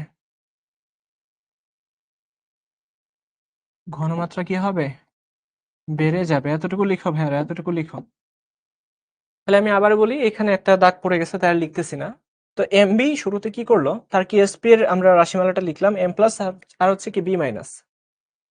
তো এখানে আমরা আবারও AB3 অ্যাড করলাম, তাহলে A3 প্লাস 3B মাইনাস তৈরি করবে। এরপরে তুমি একটু বাংলা কথাই লিখো, সমায়ন B মাইনাসের উপস্থিতিতে প্রদত্ত MB থেকে উৎপন্ন যে B তৈরি হয়েছে এখানে, এর ঘনমাত্রা কিন্তু অনেক বেড়ে যাবে, তাই কি না? নাইম আহমেদ বলছে যে আজকে প্রথম তুমি আসছো কেন ভাই? আজকে তুমি কি প্রথম ভর্তি হয়েছো নাকি? মানে নতুন ভর্তি হয়েছে মনে হয়। আচ্ছা, তো তো ঘনমাত্রা বেড়ে যাবে। এরপরে আমরা কি লিখবো দেখো, এরপর আমরা যেটা লিখবো সেটা হচ্ছে এটা। হ্যাঁ, হ্যাঁ। দেখো এরপরে কি লিখবা? এরপর লিখবা হচ্ছে যেহেতু যেহেতু উৎপাদের ঘনমাত্রা বেড়ে যাচ্ছে, যেহেতু উৎপাদের ঘনমাত্রা বেড়ে যাচ্ছে,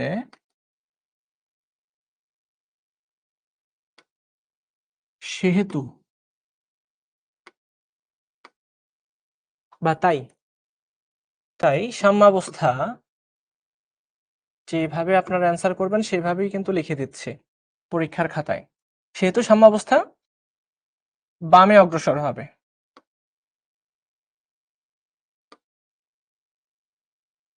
সাম্যাবস্থা বামে অগ্রসর হবে। আর যদি সাম্যাবস্থা বামে অগ্রসর হয় তাহলে কি হবে? সাম্যাবস্থা যদি বামে অগ্রসর হয় তাহলে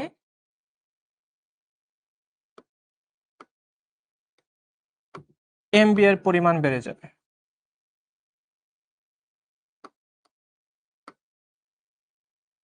এমবি এর পরিমাণ বেড়ে যাবে। এমবি এর পরিমাণটা কি হবে? বেড়ে যাবে। অর্থাৎ কম অধঃক্ষিপ্ত হবে, সরি অর্থাৎ কম দ্রবীভূত হবে। অর্থাৎ কম দ্রবীভূত হবে। খাতায় লিখো, চটপট করে লিখো, কম দ্রবীভূত হবে। তার মানে দ্রাব্যতা কি হইল? কমে গেল। দ্রাব্যতা কমে গেল। দ্রাব্যতা কমে গেল। দ্রাব্যতা কমে গেল। তার মানে বিষয়টা কি হইলো? তুমি বললা যে এটা সাম্যাবস্থায় আছে। যখন একটা সময়ন এড করা হয়, তখন উৎপাদের ঘনমাত্রা বেড়ে গেল, তাই না? উৎপাদের ঘনমাত্রা বেড়ে এক্স্যাক্টলি এটা হচ্ছে লা শাতিলিয়ারের নীতি। তো উৎপাদের ঘনমাত্রা বেড়ে গেলে সাম্যাবস্থা পেছনের দিকে অগ্রসর হবে। সাম্যাবস্থা যদি পেছনের দিকে অগ্রসর হয় তাইলে আগে যতটুকু দ্রবীভূত ছিল সে আর ততটুকু দ্রবীভূত থাকতে পারবে না। তার দ্রাব্যতা বা দ্রবণীয়তা কমে যাবে। ঠিক আছে? আচ্ছা, আমরা কি কালো বোর্ডের মধ্যে কালো কালি দিয়ে লিখবো? হ্যাঁ, লিখছো? দ্রাব্যতা কমে গেল। লেখা শেষ হয়ে গেলে একটু ডান লিখবা, তাহলে আমি সামনে আগাবো। আচ্ছা, সোহেলি ডান। হুম। আমি গতকাল রাতে তোমাদের ক্লাস নিয়ে যখন আমি বের হইছি, গতকালকে তো আমরা এমসিকিউ সলভ করাইছিলাম, তাই না? তো গতকাল তোমাদের ক্লাস নিয়ে আমি বের হইছি অফিস থেকে। তো বের হয়ে রাতের শহর তো অন্ধকার, ভালোই লাগে, ঠান্ডা, শীতকাল। তো তখন যেতে, যেতে ভাবতেছিলাম তোমাদের কয়েকটা প্রশ্ন। যেমন তোমরা লাইভ ক্লাসেও অনেকেই প্রশ্ন করছো, প্লাস দেখা যায় কি যে তোমরা ইনবক্সে অনেকে প্রশ্ন করো যে বা করছো গত কয়েকদিনে যে ভাইয়া কোয়ার্টারের অনেকগুলা ক্লাস মিস হয়ে গেছে। হ্যাঁ, শাফিন মল্লিক, কংগ্রাচুলেশন আপনাকে। Welcome, welcome to this new world. আসলে আহ, এই অনলাইন ইয়েটা কিন্তু এখন একটা রেভলিউশন তৈরি করে ফেলছে এডুকেশন সিস্টেমের মধ্যে। তো যেটা আমি বলতেছিলাম, তো তোমরা অনেকেই প্রশ্ন করতেছো যে ভাইয়া কোয়ার্টার 1 কোয়ার্টার 2 এতগুলা ক্লাস হয়ে গেল, এত কিছু শেষ হয়ে যাচ্ছে, আমার তো কিছুই শেষ হয় নাই, তো আমি কি করব? তো তখন এর একটা সলিউশন আমার মাথায় আসলো। তখন আমি রাতে ঢাকায় রাস্তায় হাঁটতে হাঁটতে এটার একটা ভিডিও করলাম, একটা রেকর্ড করলাম যে তোমরা কিভাবে ওই প্রবলেমগুলো সলভ করতে পারো। ঠিক আছে? তো তোমরা যারা পিছায় আছো এখনো, তোমরা কি জানো কলেজ লাইফটার যখন ফার্স্ট ইয়ার শেষ হয় বা সেকেন্ড ইয়ারের প্রায় শেষ পর্যায়ে থাকো, তখন তোমাদের সবচেয়ে আফসোসের জায়গা থাকে যে কেন আমি ফার্স্ট ইয়ারটা ঠিকঠাক পড়াশোনা করলাম না।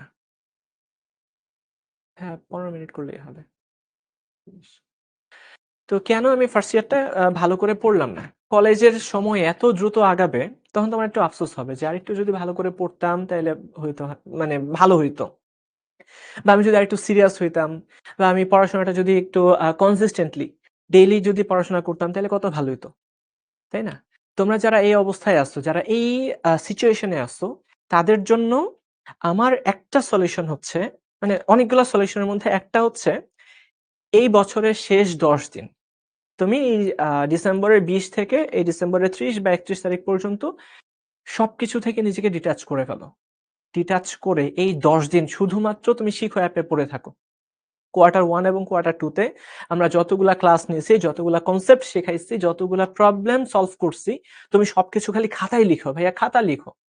তুমি ২-৩টা বা ১০টা খাতা একদম ব্ল্যাংক খাতা কিনে তুমি বসে পড়ো। এই ১০ দিন তুমি যদি বাইরে নাও বের হও, তাও কিন্তু তোমার লাইফে অনেক বেশি লস হয়ে যাবে না। বরঞ্চ এটা তোমার জন্য ভালো হবে। অনেকেই আছো যাদের কোনো ক্লাস জমে নাই। যেমন বলতেছো জায়েদ মোহাম্মদ, তোমার কোনো ক্লাসই জমা হয় নাই। তুমি সবগুলা ক্লাস সলভ করছো, আমাদের সাথে ছিলা। যেমন অনেকে আছে গতকালকে যারা এমসিকিউ এ খুব ভালো অ্যান্সার করছো, তারা কিন্তু তারাও 100% আমি যেটা বলব যে তোমরা নিয়মিত ক্লাসে ছিলা, হোমওয়ার্ক সলভ করছো, তোমরা আগায় গেছো। তো যারা একটু পিছায় আছো, তাদের জন্য কি? হ্যাঁ, শেষের দিকে একটু কিছুদিন তোমরা বন্ধ পাবা। বুঝছো? ডিসেম্বরের শেষ ১০ দিন তোমরা কিছুটা বন্ধ পাবা। তো আমি এইজন্য বললাম। কলেজ কিন্তু ১৫ দিনের বন্ধ দিয়ে দিছে। আমরা শিখেও কিছুদিন বন্ধ দিব। কোয়ার্টার 2 থেকে কোয়ার্টার 3 তে খুব বেশি একটা গ্যাপ থাকবে না। কারণ বুঝতেই পারতেছো ভাই কেন গ্যাপ থাকবে? কলেজ লাইফটা খুব ছোট। তো তোমরা শেষ ১০ দিনে কি করবা? জাস্ট কোয়ার্টার 1, কোয়ার্টার 2 তে যত ক্লাস আমরা নিছি সবগুলা ক্লাস তুমি দেখবা, খাতায় নোট করবা। খাতায় নোট করবা, দেখবা যে কমপ্লিট হয়ে গেছে। আচ্ছা। দেখবা আমাদের সাথে যখন আগাচ্ছ, খাতায় নোট করতেছো তুমি, তারপরে হচ্ছে তোমার প্র্যাকটিস করতেছো, তুমি ম্যাথ সলভ করতেছো, ভাইয়াদের কথা শুনতেছো, তোমার লাইফ রিলেটেড কিছু লেসনস নিচ্ছ। এইটা না লাইফে হচ্ছে অনেক বড় একটা ইনপুট তোমাকে দিবে। ইন ফিউচারে তোমার ভালো কিছু করার জন্য। আচ্ছা, এমসিকিউ সলভিং ক্লাস করো নাই, অবশ্যই সমস্যা হবে। ক্লাস না করলে তো সমস্যা হবেই। আচ্ছা। তো আমরা ৫ টা সৃজনশীল সলভ করাবো, ঠিক আছে? তো এটা সলভ করার পরে আরেকটা। আমরা দেখি অরবিটাল কাকে বলে? নিউক্লিয়াসের চারপাশে যে ত্রিমাত্রিক অঞ্চলে ইলেকট্রন পাওয়ার সম্ভাবনা সর্বাধিক, তাকে আমরা বলি অরবিটাল। আচ্ছা, এক্সামের পড়াই বেশি মনোযোগ দিচ্ছ। সমস্যা নেই। যাদের শিখর ক্লাস করা শেষ তারা এক্সামে অবশ্যই মনোযোগ দিবা। এক্সামের জন্যই আমরা এই ক্লাসগুলা করাচ্ছি। আচ্ছা, তো আরএফ এর সর্বোচ্চ মান 1 ব্যাখ্যা করো। ভাই এটার জন্য আমি এক্সট্রা ক্লাস একটা তোমাদের জন্য আমি ম্যানেজ করব। এটা ক্রোমাটোগ্রাফি থেকে আসছে। ক্রোমাটোগ্রাফি।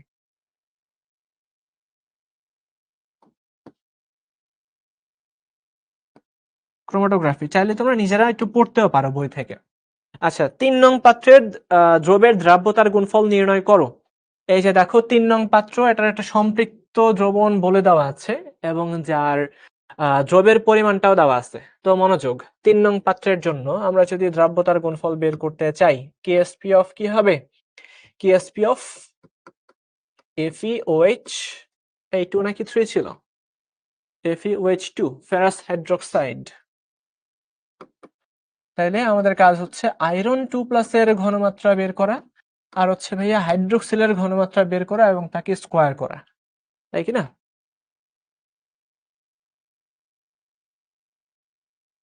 ও আচ্ছা, এমসিকিউ সলভিং ক্লাস তো করছো, নোটও করছো, তাহলে তো ভালো। খারাপ কোথায়? হ্যাঁ, এত ক্লাস ১০ দিনে করা সম্ভব কিনা এটাই কথা।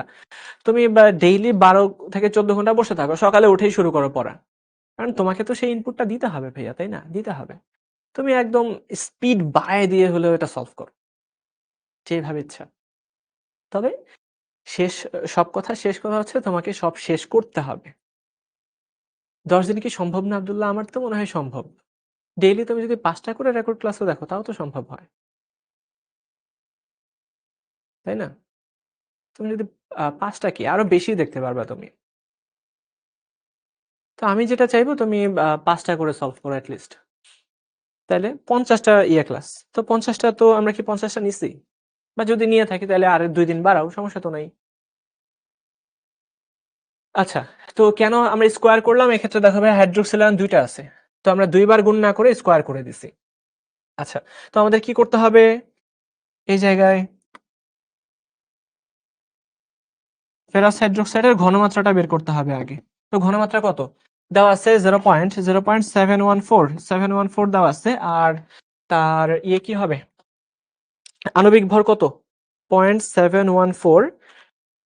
এটাকে আমরা যখন কি করব? তার আণবিক ভর দিয়ে ভাগ করে দিব। আণবিক ভর কত হবে? আয়রনের হচ্ছে 56। তোমরা কি জানো আয়রনের ভর যে 56? 55.85, মানে এটাকে 56ই লেখা যায়। আচ্ছা, তো নিচে হচ্ছে 56 প্লাস হাইড্রোক্সিল হচ্ছে 17। 17 গুণন 2। 17 গুণন 2। আর আয়তন যেহেতু আছে 500 ml, 1 লিটারে নেওয়ার জন্য কি করতে হবে? ইন্টু 0.5। দেখো ঘনমাত্রা ঠিকঠাক আছে কিনা। 3.97 ইন্টু 10 ইনভার্স 3।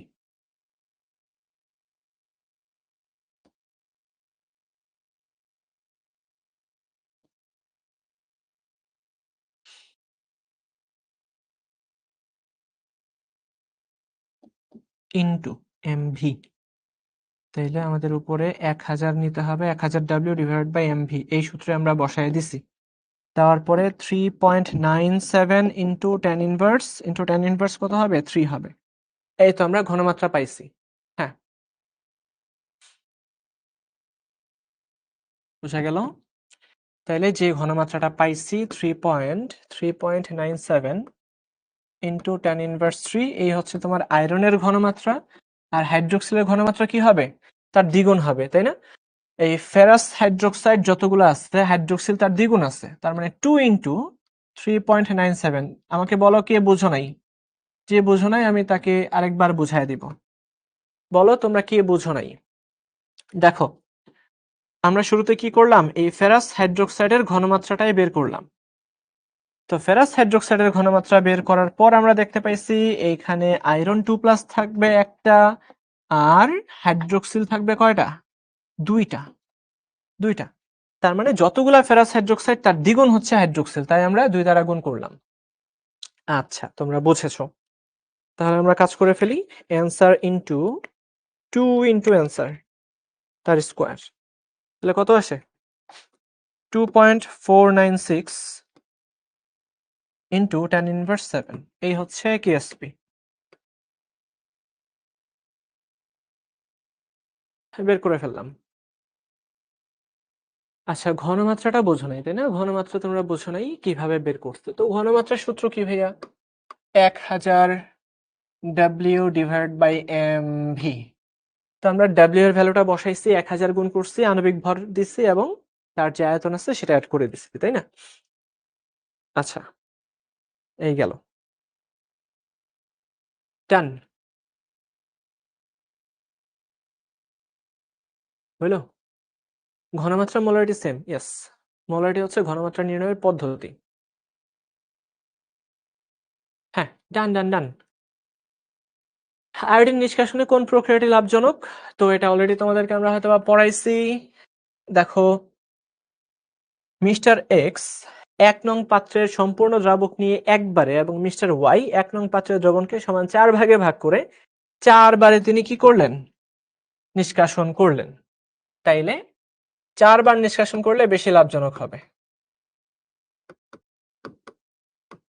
4 বার নিষ্কাশন করলে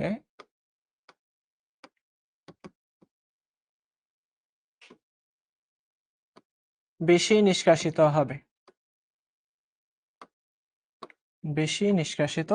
হবে। এবং এটা তোমরা দ্রাবক নিষ্কাশন লেকচারে যে পড়ে ফেলবা। দ্রাবক নিষ্কাশন একদম লাস্ট ভিডিও লেকচারটা যেটা আমরা নিলাম, লাস্ট লেকচারে আমরা দ্রাবক নিষ্কাশন পড়াইছি। ওইখানে যে তোমরা একটু দেখে নিবা, বুঝতে পারছো? হ্যাঁ, ওইখানে ওই সূত্রগুলা খুব সুন্দর করে করা হয়েছে, আলোচনা করা হয়েছে। তোমরা প্রত্যেকে ওই ক্লাসটা করবা। কোন ক্লাস মিস গেছে সেটাই মনে নাই। তো যেটা মিস গেছে তুমি তো দেখেই বুঝবা, তাই না? এটা তোমরা দেখেই বুঝবা। আচ্ছা, তাহলে এটা আমরা শেষ করলাম।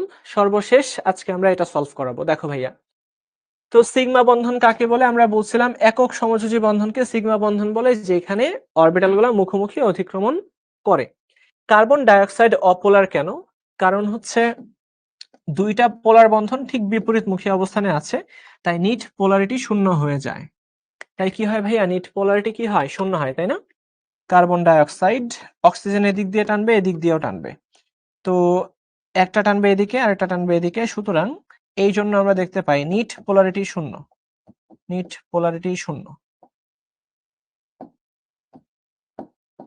পোলারিটি কি? শূন্য। তো যখন দুইটা দুদিকে টানবে, তো নিট পোলারিটি কি হয়ে যাবে ভাইয়া? শূন্য হয়ে যাবে।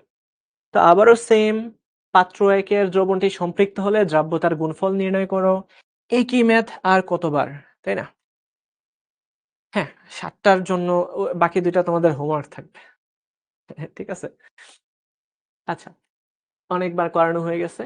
2 নং পাত্রে বিদ্যমান দ্রবণের ঘনমাত্রা কমপক্ষে কত হলে 1 এবং 2 এর দ্রবণের পাত্রদ্বয় একত্রে মিশ্রিত করলে এর অধক্ষেপ পড়বে? এটা আমি এখন সলভ করায় দিব। আজকের লাস্ট প্রশ্ন। কারণ এরপরে তোমাদের 9টায় আরেকটা ক্লাস আছে আমি জানি। এবং সেই ক্লাসের জন্য তোমাদের 15 মিনিট প্রিপারেশনের দরকার আছে। হ্যাঁ, এটা আমি সলভ করায় দিব। এটা আমি সলভ করায় দিব কারণ এটা জরুরি সলভ করাটা। 2 নং পাত্রে বিদ্যমান ঘনমাত্রা।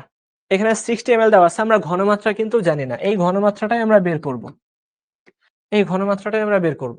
ঘনমাত্রা কত হলে এই দুটার মিশ্রণের অধক্ষেপ তৈরি হবে? তাহলে আমরা কি করব ভাইয়া? এই যে কেএসপি এর মানটা আমরা বের করব। কেএসপি এর মানটা দেওয়াই আছে আমরা জানি। তো দেওয়া আছে MQ3 MQ3 খুব মনোযোগ। এইখানে আমরা M3+ এর ঘনমাত্রা আমাদের লাগবে আর হচ্ছে Q- এর ঘনমাত্রা এর কিউব। আচ্ছা, তাহলে দেখো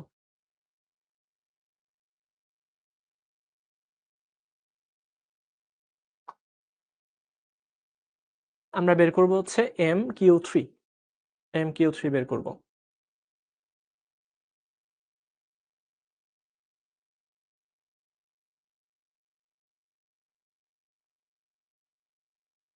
পাত্র একে কি ছিল?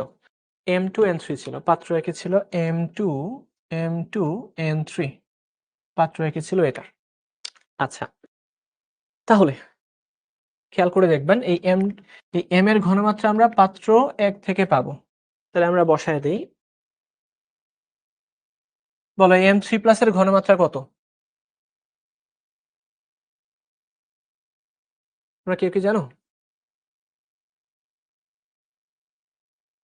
সবাই যদি কষ্টগুলা বুঝতো, তাই না? আচ্ছা, তো আমরা এইখানে M2+ এর ঘনমাত্রাটা আমরা বের করে ফেলি। M2N3 একটু ঝটপট করে দেখো। এই ম্যাথটা কিন্তু ভালো একটা ম্যাথ। তো M2N3 এর জন্য বের করতে হলে 2টা হচ্ছে M3+ আর 3টা N2-। তো এর যা ঘনমাত্রা আছে, ভাইরা মনোযোগ দিয়ে কথাটা শোনো, এর যা ঘনমাত্রা আছে এর কিন্তু ডাবল হবে ঘনমাত্রাটা। এই তো এই জায়গায় ডাবল হবে।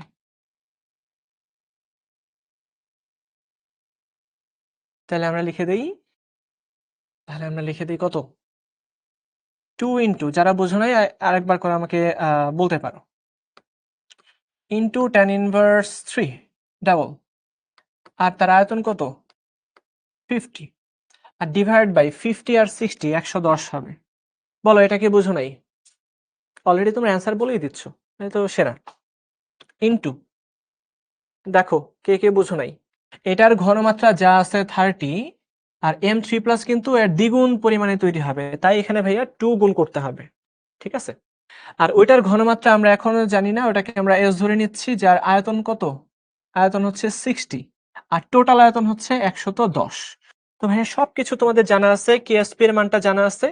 তো কেএসপি এর মানটা কত? 4.5 ইন্টু tan ইনভার্স 8।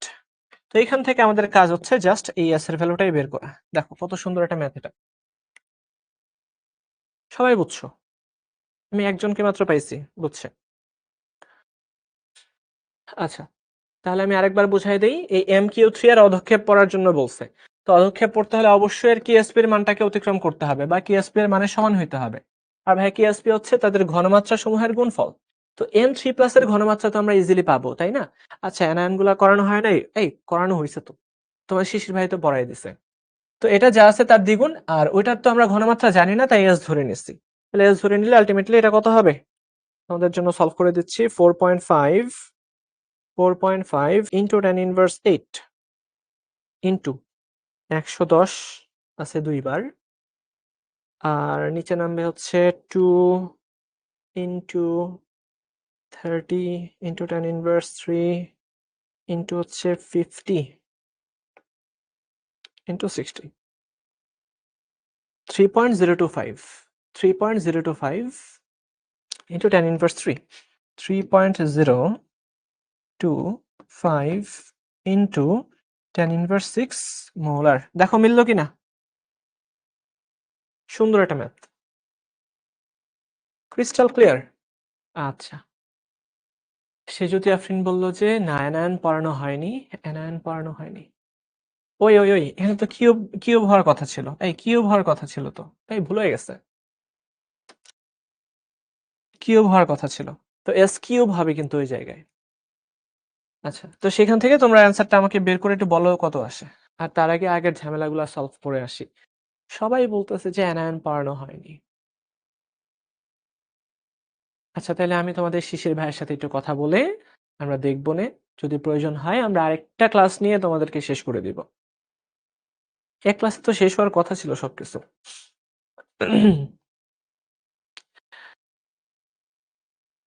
আচ্ছা, এখানে কিউব হবে, বুঝছো, এখানে কিউব হবে, তো কিউবটা এই তো মনোযোগ দিয়ে দিতে হবে কাজগুলা।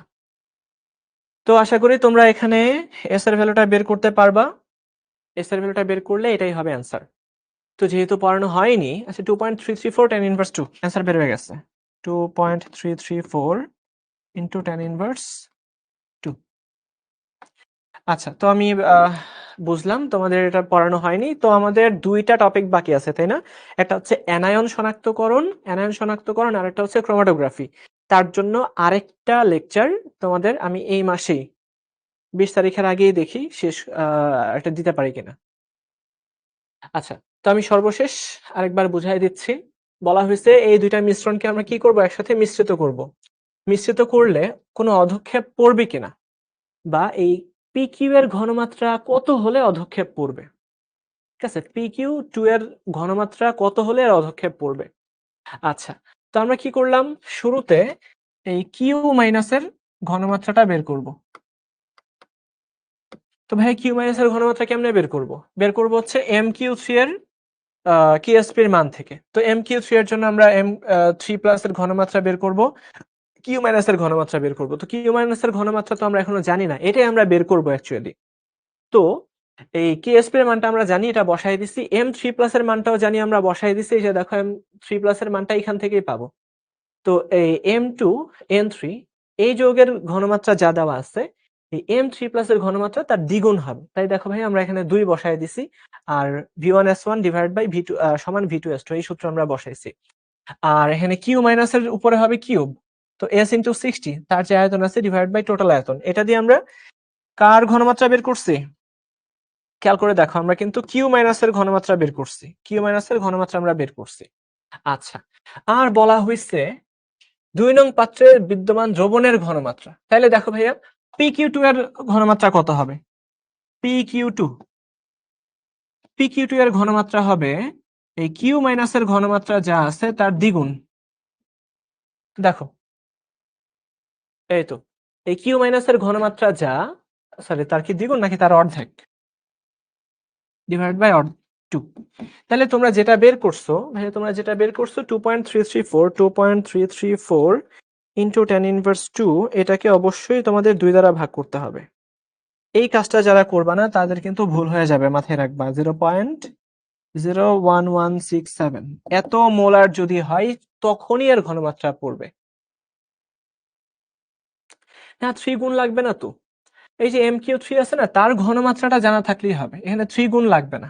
এই জায়গাতেই তোমাদের একটা প্রবলেম হয়। ওবায়দুল কাদের আপনার নাম, আসলে ওবায়দুল কাদেরকে নাম জানি না, তবে খেয়াল করো Q3 এর ঘনমাত্রা লাগবে, নট তোমার 3 বা এরকম কিছু গুণ কিন্তু লাগবে না। ঠিক আছে, তুমি Q3 এর ঘনমাত্রা বের করবা এই সূত্র থেকে। তো আমরা Q3 এর ঘনমাত্রা পাইছি, সরি এই কিউ মাইনাস এর ঘনমাত্রাটা পাইছি এত, কিউ মাইনাস এর ঘনমাত্রা পাইছি এত। এখন খেয়াল করো, কিউ মাইনাস এর ঘনমাত্রা যা, PQ2 এর ঘনমাত্রা তার অর্ধেক হবে। দেখো বুঝছো কিনা। ঠিক আছে, এই জিনিসটাই তোমাদের বোঝার ছিল। তোমাদের কিন্তু চাইছে PQ2 এর ঘনমাত্রা। তা আমরা জানি PQ2 ভেঙে P2+ তৈরি হবে, আর দুইটা হচ্ছে কিউ মাইনাস তৈরি হবে। তো আমরা দেখতেই পাচ্ছি এই PQ2 এর ঘনমাত্রাটা এই কিউ মাইনাস এর ঘনমাত্রার অর্ধেক হবে ভাইয়া, অর্ধেক হবে। তোমাদের কিন্তু এই কিউ মাইনাস এর ঘনমাত্রা চায় নাই, তোমাদের চাইছে হচ্ছে এটা, এটা চাইছে। সুতরাং কিউ মাইনাস এখান থেকে তোমরা বের করলা, কিউ মাইনাস বের করলা, তারপরে 2 দ্বারা ভাগ করে অ্যাকচুয়াল অ্যান্সারটা বের করলা। এই হচ্ছে অ্যান্সার, আমি তোমাদেরকে ইয়ে করে দেখাই দিচ্ছি। এই, হ্যাঁ আলহামদুলিল্লাহ বুঝা গেল। তো এর মাধ্যমে আজকের ক্লাসটা আমরা শেষ করব। আর হ্যাঁ, তোমরা কোনো টেনশন করবা না, তোমাদের আরেকটা এক্সট্রা ক্লাস আমরা দিব। সেই এক্সট্রা ক্লাসে যে টপিকগুলা বাকি আছে সেই সবগুলা টপিক আমরা নিয়ে আসবো। ঠিক আছে? হ্যাঁ, কেন অর্ধেক হইছে এটা আরেকবার আমি বলে দিছি। ভাইয়া দেখো এটা ভিডিওটা যখন আরেকবার দেখবা আশা করি ক্লিয়ার হয়ে যাবে। আল্লাহ হাফেজ। ইনশাআল্লাহ